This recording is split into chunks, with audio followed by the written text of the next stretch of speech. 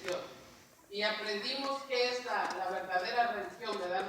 Si usted, si usted quiere saber qué es la verdadera religión, lo dice el verso 8, ¿verdad?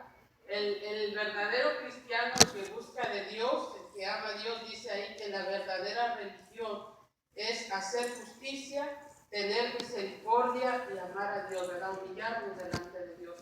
Y era lo que para mí nuevo entender cuando hablamos de religión, ¿verdad? Que nosotros debemos de saber, hermano, que es tener misericordia a nuestro prójimo. Y que... Perdón, hermana Beatriz, en Santiago 1:27, dice que la verdadera religión dice que es visitar al huérfano, a la viuda y al desamparado y visitar al necesitado. O sea que la misericordia. Si se cree verdaderamente religioso, dice que esa es la verdadera religión, hacer el bien a los demás, sobre todo a los desamparados. Así lo dice Santiago 1:27, la religión pura sin mácula delante de Dios, el Padre es esta, visitar a los huérfanos, a las viudas en sus tribulaciones y guardarse sin mancha del mundo. Así es, hermana, gracias por compartir este versículo. Al final lo traía, ¿verdad? Porque es algo que es tan importante en nuestra vida, ¿verdad? Lo que es la verdadera religión, ¿verdad? La misericordia de nosotros hacia el prójimo. Veamos rápidamente, objetivo, hermanos, solo se los digo, no se los explico, saber que Dios envía mensaje de advertencia cuando se le ha ofendido, ¿verdad? Y aprendimos, ¿verdad?, que Él mandó a sus profetas. Punto número 2, reflexionar acerca de lo que Dios quiere de su pueblo. ¿Qué Dios quiere de nosotros? Lo que estamos enfatizando, ¿verdad? Estos versículos como Santiago 1:27. Número 3, disponerse a vivir una vida rendida en santidad al Señor y de amor al prójimo. Disponernos, ¿verdad? Es una actitud de nosotros de disponernos cuando nosotros hemos entendido, ¿verdad?, lo que Dios ha hecho en nuestra vida, el cambio, la transformación y cómo nosotros ahora debemos de conducirnos, sobre todo con nuestro prójimo, hermano. Vamos a ver el mapa. Estuvimos viendo históricamente la Biblia, hermano, los contemporáneos de Miqueas, Amós, Oseas, Isaías, entre los años 670 y Miqueas dice aquí hasta el año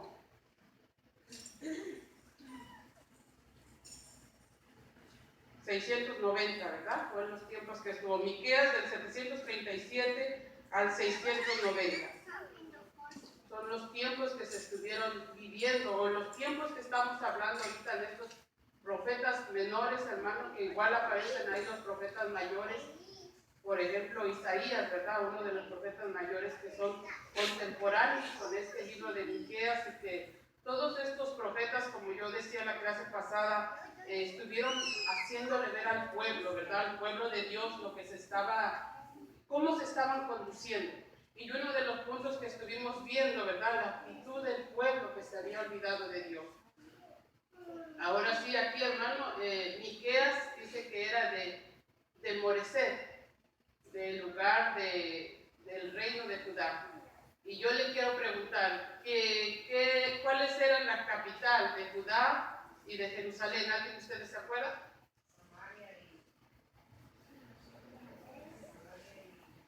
Jerusalén.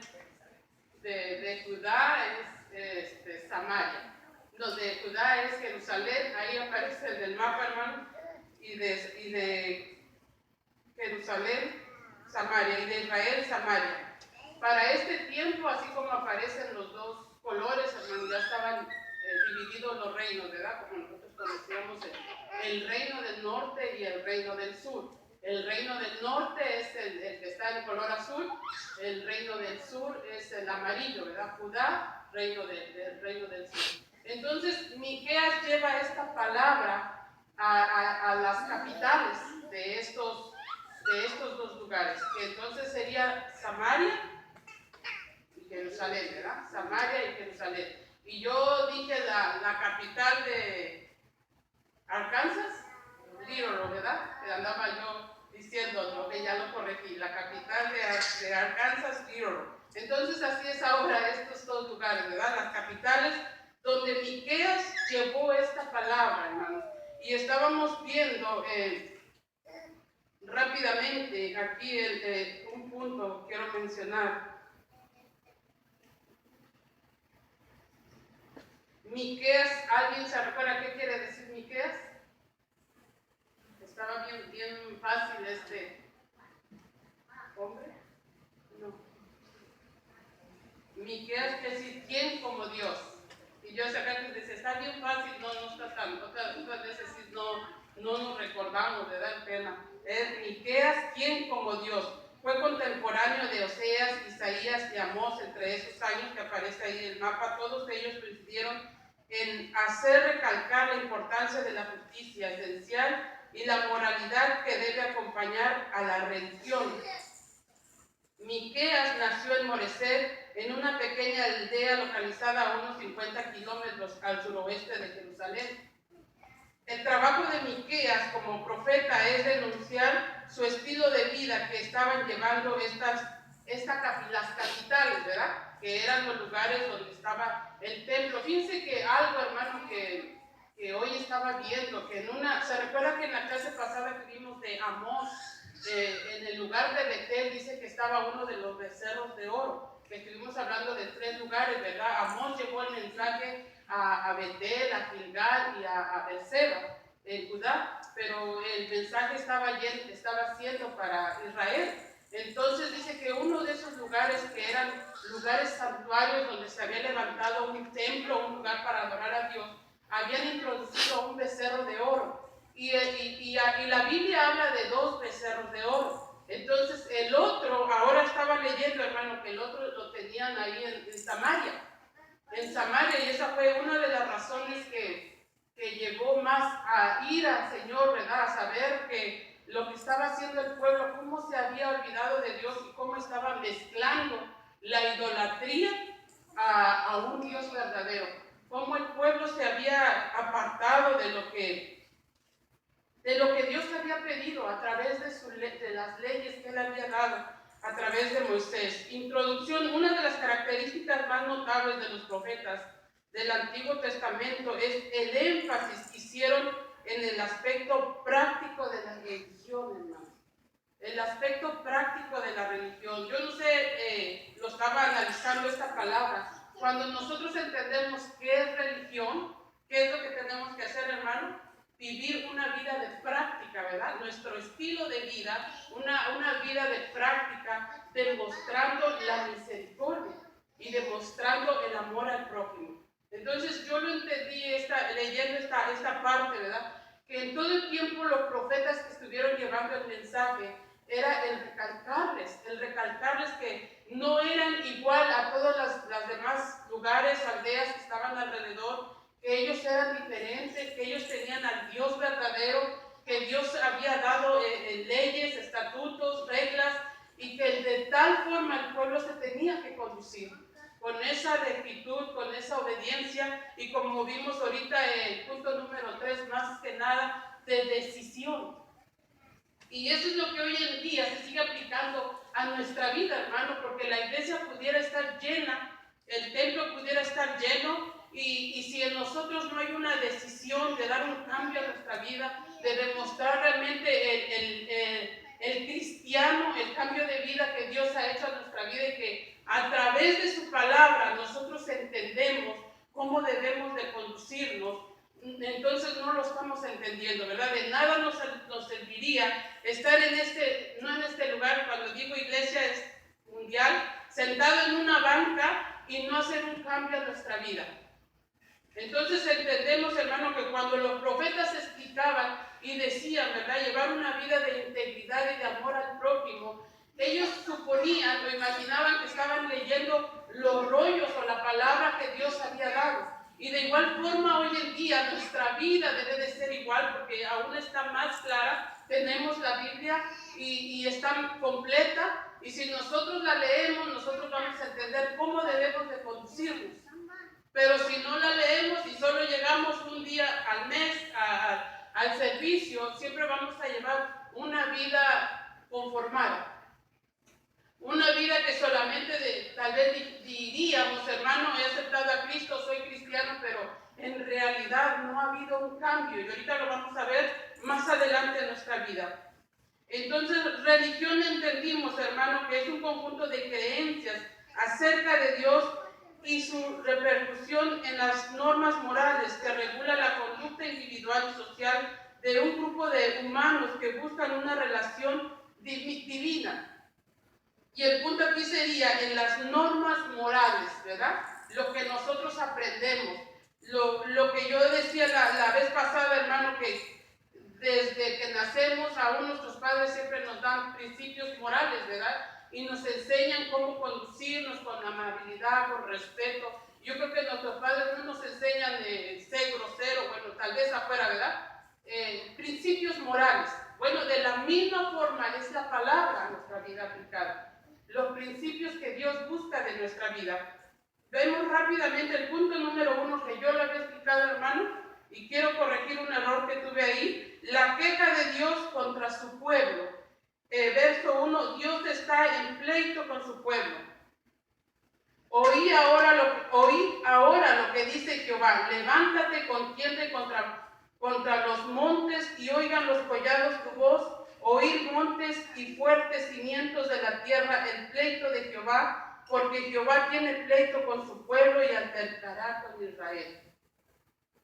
Y estuvimos explicando, hermano, que cómo Dios soberano, ¿verdad?, pone a la naturaleza, pone, ¿verdad?, como lo dice ahí, oigan los montes y los collados y fuertes cimientos de la tierra. Y un versículo dice, ¿verdad?, que Dios fue el que formó los cimientos de la tierra para que estuviera estable, ¿verdad? Y cómo Dios los trae y los pone por testigos y a lo que le está haciendo, preguntando a su pueblo. Como él pregunta, entonces dice, con frecuencia se ha dicho que los desastres naturales muchas veces son recursos de los cuales Dios se vale para reprender a la gente por causa de su maldad. A veces Dios se basa de las fuerzas naturales y el reino animal. Por ejemplo, el diluvio y las langostas y los leones enviados de parte de Dios. Y me pone Segunda de Reyes 2:24 y la tormenta como cuando fue en Jonás. Oh hombre, él te ha declarado, Segunda de Reyes 2:24.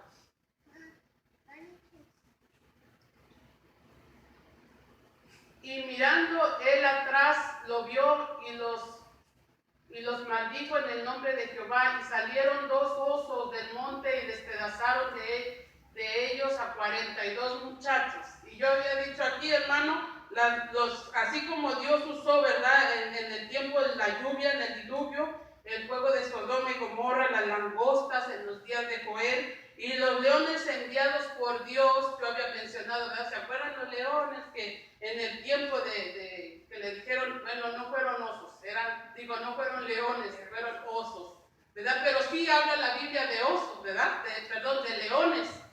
Entonces yo quería corregir esa palabra, hermano, que ahí lo dice, ¿verdad? Fueron 2 osos, no fueron leones.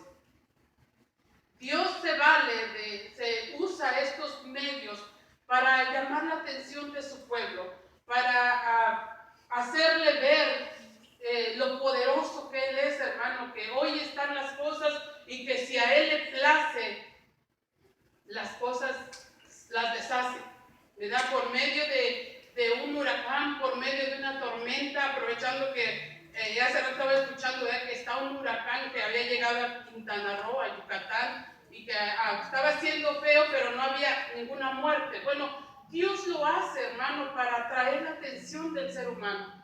Así como cuando a veces se sueltan esas tormentas aquí, esos truenos que yo cuando escucho esos truenos, hermano, yo siempre digo, ay, estás aquí cerquita, porque siento como el rugido del Señor ahí diciendo, ¿verdad? Soy yo. Entonces siempre sí lo veo de esa forma, pero Dios lo hace de una forma, hermano, para entender que todos dependemos de Él, que todo el mundo depende de Él. Y la humanidad no quiere reconocer. Mucha gente, hermano, aunque pasen estas catástrofes, estas cosas que se estén viviendo, no reconocen, ¿verdad?, lo que Dios está haciendo para llamar la atención. Entonces él menciona en este punto de que Él usa a veces estos medios para hacer entender al pueblo, y el pueblo aún así no quiere hacer caso. Número 2, Dios demanda respuesta de su pueblo, y ahí nos quedamos en el verso 3, cuando Dios dice: pueblo mío, ¿qué te he hecho? ¿O en qué te he molestado? Responde contra mí. Y había una pregunta tan bonita, hermano, que a mí me cauterizó, ¿verdad? Cuando nosotros vemos que dice, algunos eruditos traducen esta pregunta como: ¿en qué te he molestado? ¿En qué te has cansado de mí?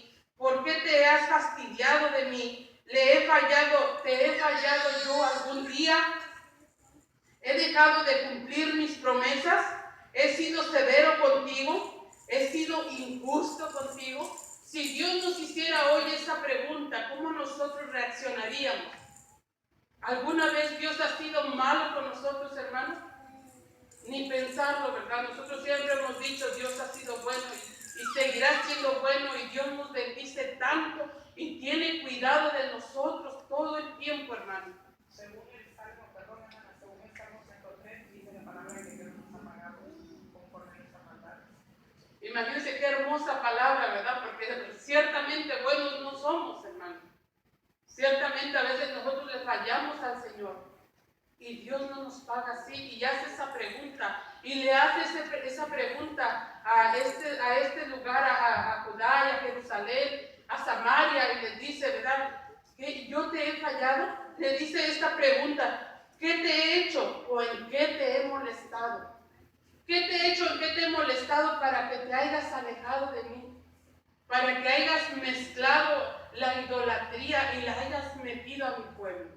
Fíjense que estudiando nuevamente este punto, hermano, aplicándolo hoy a estos tiempos, o probablemente no ahora mismo en este momento, porque muchas iglesias están cerradas, pero se estaba viviendo ya en la iglesia mucho de esta pregunta que Dios está diciendo, ¿verdad? Cuando Él pregunta: ¿qué te he hecho? Es porque Él está diciendo: no has entendido cuál es la verdadera adoración, la verdadera alabanza, sin mezclar otras cosas que tú quieres introducir, metiendo a la iglesia y diciendo: esto va a traer a la gente. Esto va a hacer que las iglesias y los estadios se llenen, ¿verdad? Trayendo un show para atraer a la gente. Y de esa forma no es. Y en los tiempos, hermanos, meses atrás, muchas iglesias ya estaban cayendo en ese punto de apostasía, en ese punto donde están pensando que trayendo algo nuevo va a traer a la gente, la va a emocionar, le va a llamar la atención.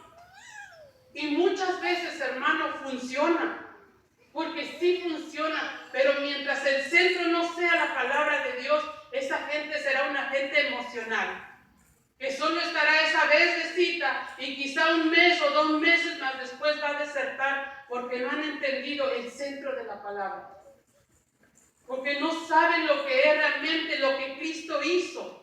Se dejaron llevar por una emoción, y esos tiempos se estaban viviendo, hermano. Fíjense que yo analizaba, pues posiblemente Dios también por eso permitió que las iglesias se cerraran.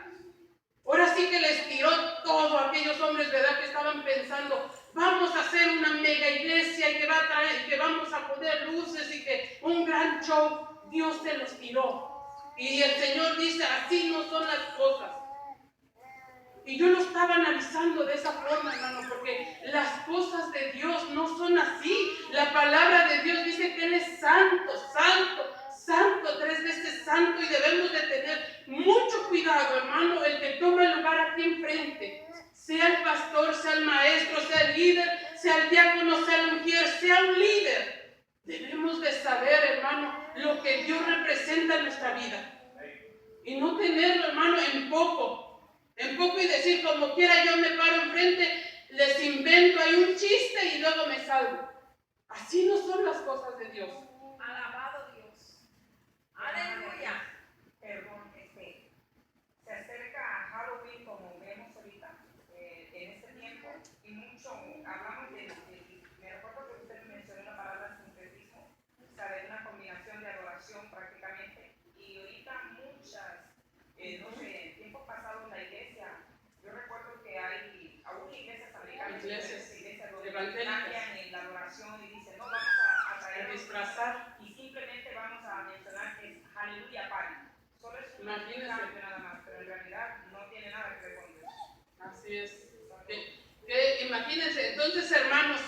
sí encaja esta palabra, ¿verdad? Cuando vemos lo que sí estaba pasando en las iglesias. Posiblemente este año no sea así, si las iglesias siguen cerradas, no sabemos, pero sí se estaba viviendo ya esos tiempos. ¿Hasta dónde, hermano, está llegando la iglesia evangélica? Por no leer la palabra. Y muchos de estos pasajes de los profetas menores lo menciona ese versículo. Mi pueblo se pierde por falta de sabiduría. ¿Y sabe por qué, hermano? Porque el pueblo ya no quiere leer la Biblia. Ya no quiere estudiar, ya no quiere ayunar. Se conforma con venir nada más a la iglesia. Y así no son las cosas, hermano. Si usted y yo me quiero engañar diciendo, como quiera yo voy el miércoles a la iglesia y el domingo voy a la iglesia, suficiente, me estoy engañando yo mismo. A mi Dios no lo voy a engañar. Él es santo, Él conoce los pensamientos, discierne los pensamientos, hermano. No lo vamos a engañar, nos engañamos nosotros mismos. Así que, hermano, es tiempo de que se sacuda, de que se levante y que digamos, Señor, enséñame a buscarte, como tú quieres que te busque, y como lo mencionan que tus profetas tenían temor y hablaban. ¿Sabe, hermano? A pesar de que se estaba viviendo este tiempo de turbulencia, porque fue en el tiempo que llegó los asirios a agarrar al pueblo, hermano, los profetas no se detuvieron. Ellos seguían hablando su palabra y su verdad y exhortándoles. Y exhortando quiere decir, hermano, hablándoles que no estaba bien su caminar, su búsqueda con Dios. Nada los detuvo.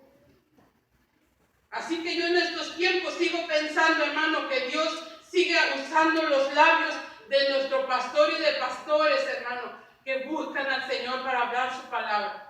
Y la palabra va a seguir corriendo porque lo dice, ¿verdad? La palabra que no habrá quien detenga su palabra. No, como dice Mateo, hermano, que ninguna arma forjada prevalecerá. No, donde dice... Alabado Dios, aleluya. Es un versículo que se me fue ahorita, está en Mateo, hermano, cuando dice que la piedra es el... Bueno, seguimos aquí, se me fue este versículo, que nada detendrá la palabra. Veamos el punto número 3 ahí. Entonces dice, hermano, así como Dios estaba haciendo esta pregunta, dice, anteriormente se lo ha hecho como se lo hizo a Adán, ¿verdad? Adán, ¿dónde estás tú? Y luego le preguntó a Eva, ¿quién te enseñó? Y luego le preguntó a Caín, ¿dónde está tu hermano? ¿Dios pregunta o no les pregunta, hermano? La Biblia no los dice, ¿verdad? Y así le estaba preguntando al pueblo, ¿qué te he hecho, pueblo mío? Y los eruditos dicen, ¿en qué te he enfadado? Dice aquí la pregunta, otra que dice, muchas veces el creyente actuamos como si estuviéramos decepcionados de Dios, hermano. Imagínense mejor, ¿verdad? Nosotros decepcionados de Dios porque ya me cansé de estar enseñando todos los miércoles. ¿Cómo va a ser así, hermanos? Y Dios hace esa pregunta, ¿en qué te has cansado de mí? ¿Por qué te has fastidiado de mí? ¿Te he fallado yo alguna vez? Dios nunca nos ha fallado. Él ha sido fiel y seguirá siendo fiel con nosotros. Seguimos el punto número 4, hermano, versículo número 4. Porque yo te hice subir de la tierra de Egipto y de la casa de servidumbre, te redimí y envié delante de ti a Moisés, Aarón y a María. Antes regresándome a este punto, Isaías 1:18, le vuelve a decir Dios a su pueblo, venid luego, dice Jehová, y estemos a cuentas. Y en el 2:5, me parece mismo en Isaías, dice, dialoguemos. Fíjense cómo Dios todavía, ¿verdad, hermano? Nos los pregunta, ¿verdad? ¿Qué te está molestando? ¿Qué te está enfadando? Y Dios quiere que cada día, hermano, nosotros le expliquemos cuáles son nuestras angustias, nuestras preocupaciones, lo que no nos gusta. Si Él es nuestro amigo, Él va a poner paz y sabiduría en nuestra vida para conducirnos cada día. Punto número 2 sería, Dios recuerda a su pueblo su cuidado. Y literal A sería librándonos de la esclavitud. Este pasaje de Éxodos 3:15, si me puede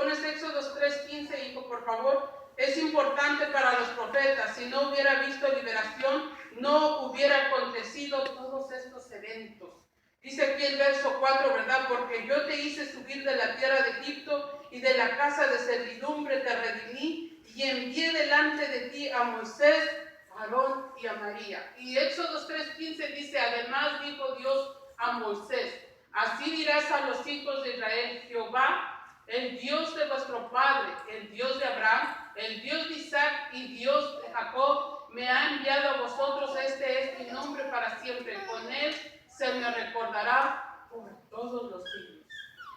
Jehová es su nombre, hermano. Y él está diciendo a Moisés, y aquí dice este verso, ¿verdad? Cuando yo te saqué de la tierra de Egipto, fíjese, no lo sacó así como tú salte y vete, no. Él mandó a Moisés y mandó a Aarón y mandó a María. Y dice aquí el comentario, hermano, Moisés como un líder y guiador del pueblo. Y todos conocemos a Moisés, ¿verdad?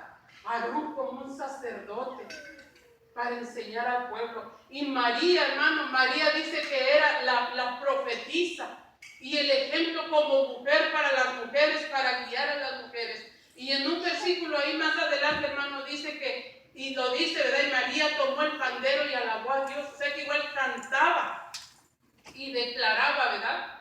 Dios sacó a su pueblo de Egipto y mató a los egipcios abriendo el mar y sepultando a todos los egipcios.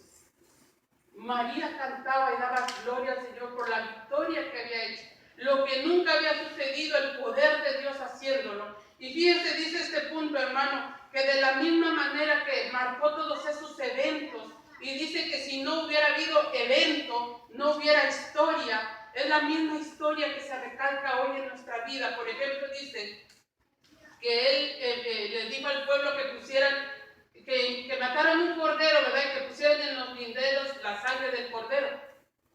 Y si lo vemos hoy en nuestra vida, hermano, eso fue lo que hizo Cristo por nosotros. La sangre de un cordero. Y luego dice, pasaron por el medio de las aguas destruyendo sus enemigos. Y les impidió, eso les impidió volver atrás. ¿Qué significa el bautismo para nosotros, hermano? Es lo mismo, ¿verdad? Lo mismo que pasó con el pueblo de Israel. Mire cómo está la comparación, el evento que pasó en ese momento.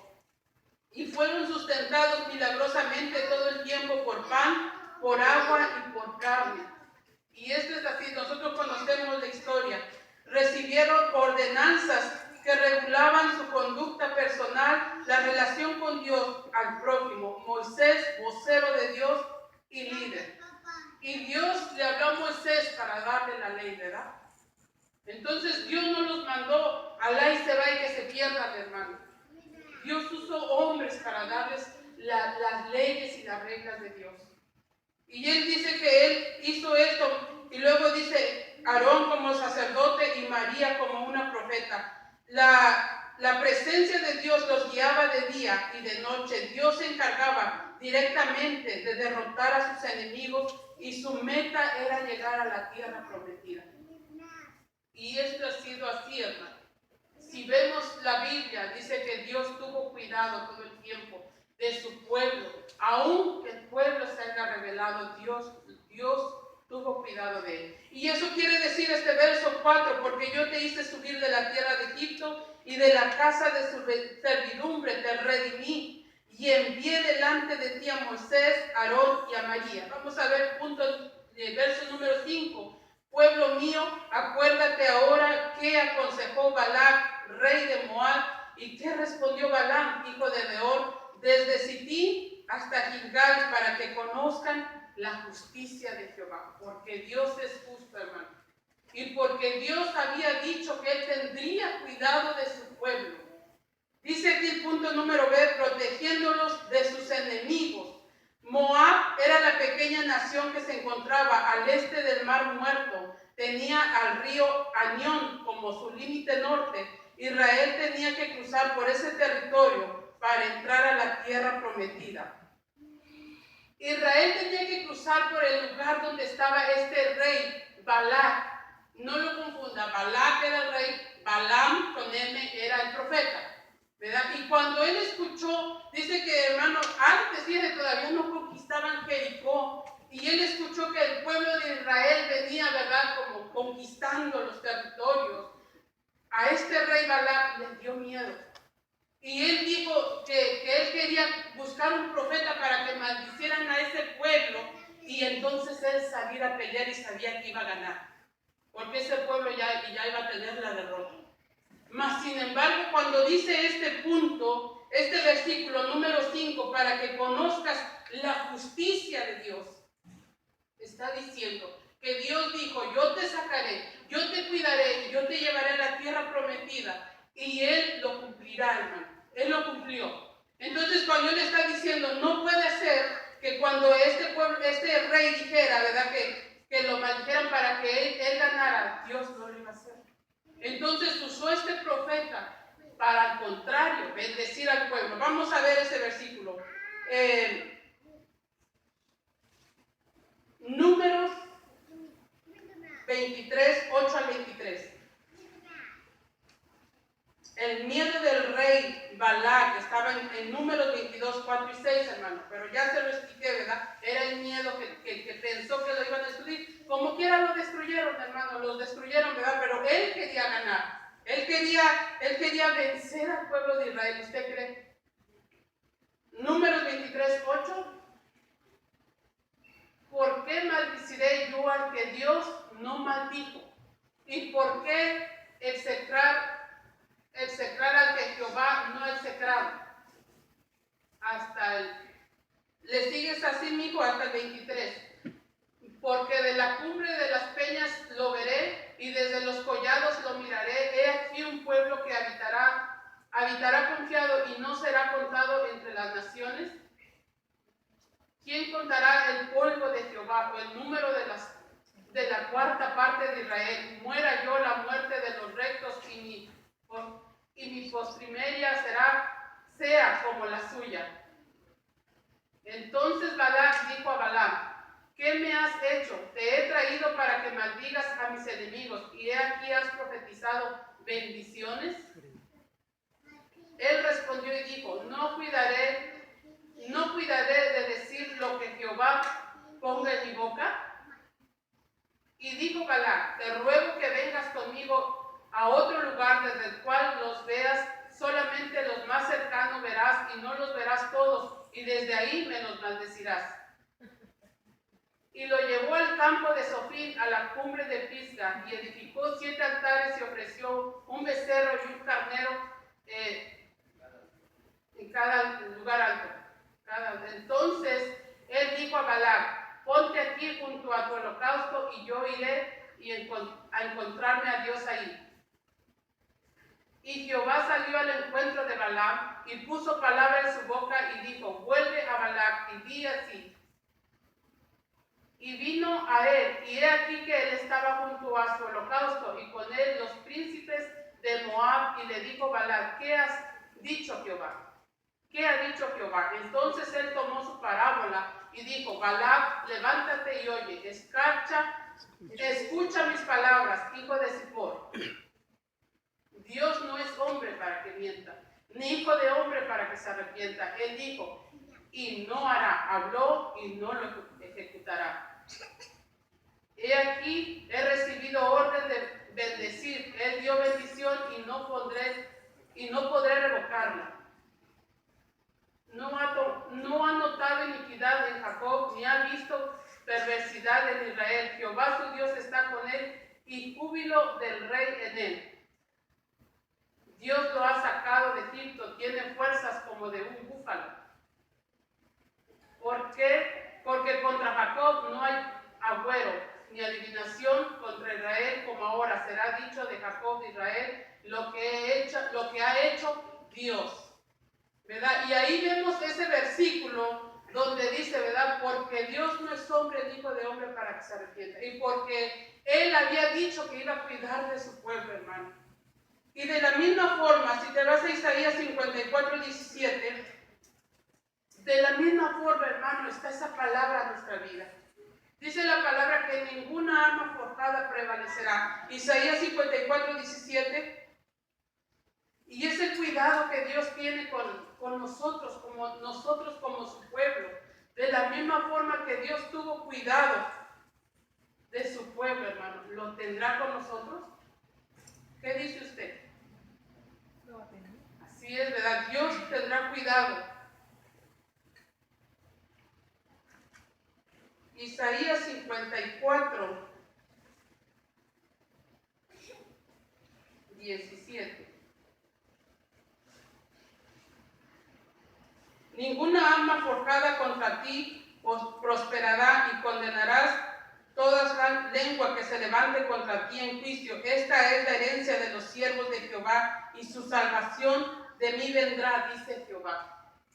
Así que debemos de estar confiados, hermanos. Si me pones Isaías 50, 8 y 9. Debemos de estar confiados nosotros, de saber que Dios cuida de nosotros y que ninguna arma forjada prevalecerá, hermano. Mucha gente quizá allá afuera quiere hacernos daño, o quizás nos ha maldecido, hermano. O quizás se ha querido aprovechar de nosotros, ¿verdad? Pero agárrese y acuérdese de esta palabra. Nosotros como hijos de Dios, ninguna arma forjada prevalecerá. Cercano está de mí en el que me salva. ¿Quién contendrá conmigo? Juntémonos. ¿Quién es el adversario de mi causa? Acérquese a mí. He aquí que Jehová es el Señor, me ayudará. ¿Quién hay que me condene? He aquí que todos ellos se envejecerán como ropa de vestir, serán comidos por polilla.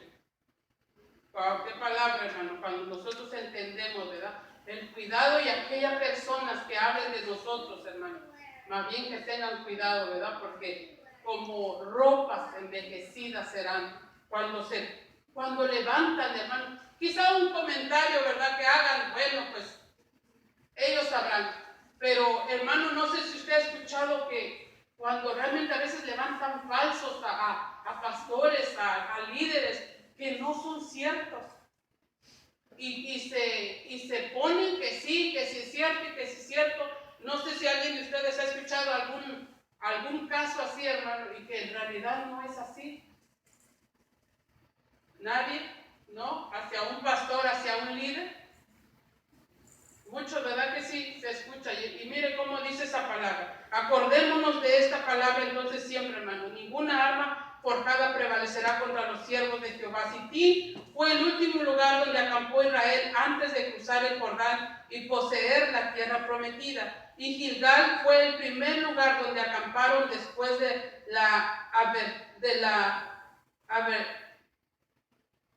cruzar el Jordán, después de haber cruzado el Jordán. Entonces, cuando menciona aquí esta palabra, ¿verdad? Desde Sittim hasta Gilgal, para que conozcan la justicia de Dios, era desde donde ellos habían llegado hasta donde terminaban. En todo ese lugar, Dios sería su escudo, Dios los guardaría, Dios estaría con ellos. Entonces, cuando Dios está diciendo, ¿verdad? Aunque Balac el rey quería maldecirlos, Dios tenía una palabra, una promesa con su pueblo, que Él iba a cuidar de su pueblo.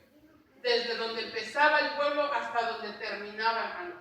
Dios los cuidó. Dios estuvo con ellos. Verso número 6. ¿Con qué me presentaré ante Jehová y adoraré al Dios Altísimo? ¿Me presentaré ante Él con holocaustos, con becerros de un año?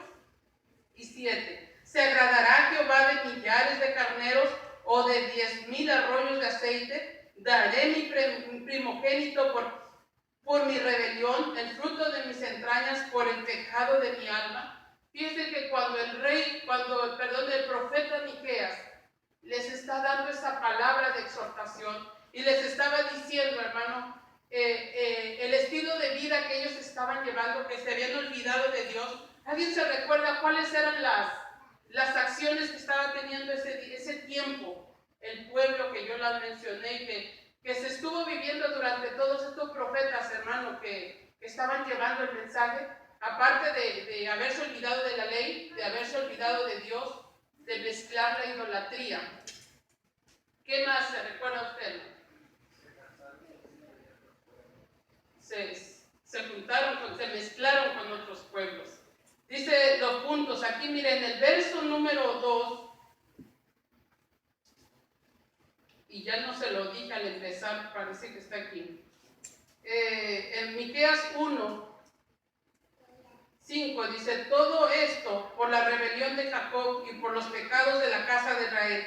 ¿Cuál es la rebelión de Jacob? ¿No es Samaria? ¿Y cuáles son los lugares altos de Judá? ¿No es Jerusalén? Haré pues en Samaria montones de ruinas y tierra para las plantas y tierra para plantar viñas, y derramaré sus piedras por el valle y descubriré sus caminos, y todos sus estatutos serán despedazadas, y todos sus dones serán quemados en fuego, y asolados todos sus ídolos, porque de dones de ramera los juntó, y a dones de ramera volverán. Quiero ver otro verso que está aquí, hermano. Miqueas 2:1 dice: ay de los que en su cama piensan iniquidad y maquinan mal, y cuando llegue la mañana lo ejecutan, porque tienen en su mano el poder, codician la heredad y las roban, y casas y las toman, y oprimen al hombre y a su casa, y al hombre y a su heredad. Eso es lo que estuvimos viendo, ¿verdad? La clase pasada. El abuso de las autoridades, cómo estaban oprimiendo a la gente pobre. Y Miqueas lleva esa palabra, ¿verdad? Que él dice, más preocupado estaba él por el abuso a la gente pobre. Y en ese mismo verso, hermano, ahí en el 2:8 dice: y el que ayer era mi pueblo se ha levantado como enemigo de sobre él vestido quitarseis las capas atrevidamente, y los que pasaban como adversarios de guerra. A las mujeres de mi pueblo echaste fuera de las casas que eran sus delicias, y a sus niños quitaste mi perpetua alabanza. Levantaos y andad, porque no estés en lugar de reposo, pues está contaminado, corrompido y grandemente. Si alguno andando con espíritu de falsedad mintiere, diciendo, yo te profetizaré de vino de sidra, este tal será profeta de este pueblo, será un profeta falso. Y aquí en el 6:12, hermano, desde el 10 el 11, el 12 dice: hay aún en casa del impío tesoros de impiedad y medida escasa que es detestable. Daré por inocente al que tiene balanza falsa y bolsa de pesas engañosas. Sus ricos se colmarán de rapiña, y sus moradas hablaron mentiras. Su lengua es engañosa en su boca. Por eso yo también te hice enflaquecer, hiriéndote, asolándote por tus pecados. Comerás y no te saciarás, y tu abatimiento estarás en medio de ti. Recogerás, mas no salvarás, y los que salvaré no entregaré yo a la espada. Sembrarás, mas no segarás. Pisarás aceite, mas no te ungirás con el aceite. Y mosto, mas no beberás del vino. El 7:2 dice: faltó el misericordioso de la tierra, y ninguno hay recto entre los hombres. Todos acechan por sangre, cada cual arma red a su hermano. Ninguno había recto en ese tiempo, hermano. La maldad que se estaba llevando en ese pueblo. Dice que los líderes, los profetas, los sacerdotes, aquí estaba un verso donde dice que ellos se vendían por cohecho, por soborno, ¿verdad? Los jueces, entre más ellos querían hacer justicia, depende de lo que se les pagaba, era lo que ellos hacían justicia. No le importaba el pobre, no le importaba al rico despojar a la viuda o a la gente pobre. Lo que ellos querían era enriquecerse. Uno de los puntos que sobresalen en estos profetas menores, hermano, fue la avaricia. La avaricia que estaba viviéndose. Mire, aún los profetas, hermano, aún los sacerdotes, aún los reyes, aún los príncipes en ese tiempo, dice que sobresalía la avaricia y se aprovechaba de la gente inocente. Y eso se acuerda que lo vimos en el libro de Amós, cuando yo les decía, hermano, debemos de tener mucho cuidado con el dinero. Escuché un dicho que dice, ¿verdad?